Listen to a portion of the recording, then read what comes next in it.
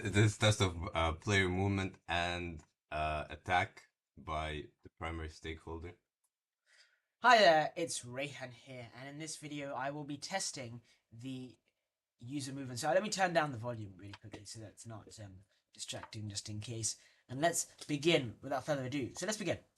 I won't be critiquing anything except movement and attack. So I know the instructions now. They're WASD and space to jump. I remember in a previous iteration, the user movement was quite slow, so I appreciate that you've increased the speed and makes it more fluid for the user.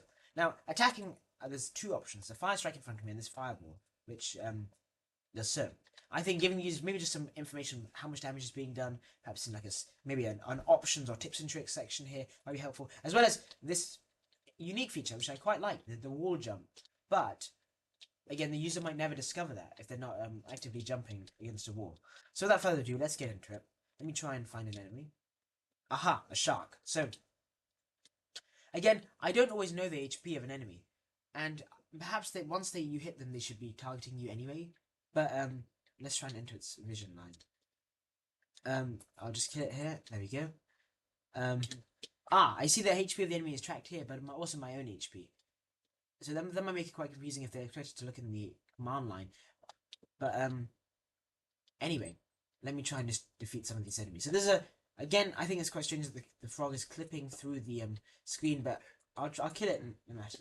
A weapon. A weapon. Interesting. So perhaps I can try and bait a shark. I'll kill it here. I'm on 1 HP, and I picked up 2 weapons. Now, again, if I was a user who didn't know the controls, I might think, not know how to. But I see I picked up the flamberge again. I believe it's a rare weapon. And let's, without further ado, move to the next level. Test it out on a different level. I want to see perhaps if I kill an enemy and then try and restart the level. So let me, oh, yes, that's a very cool weapon.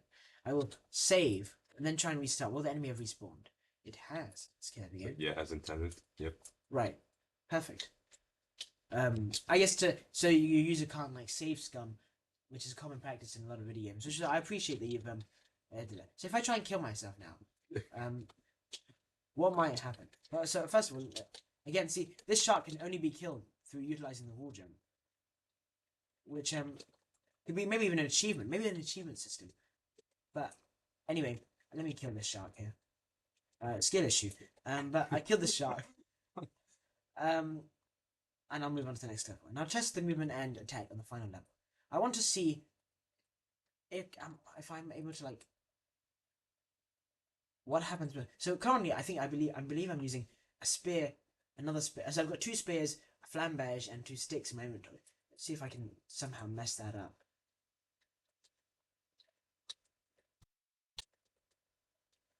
Okay, it seems pretty durable. What am I currently using? I'm using a stick. I'll switch back to the flamberge.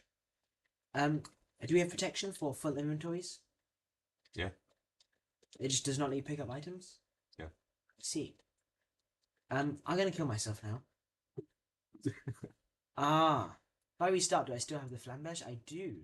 So, again about this weapon, I quite like the weapon systems. I like the graphics and the visuals. And it quits. Thank you. I think that's about all the tests I needed for user movement and attack. Thank you for watching. But before I conclude, this video is sponsored by Raid Shadow Legends. So in the recent update, they added this new 5-star character. So you can get them for free if you sign up with my creator link. So please do. You'll be supporting the channel. Thanks for watching.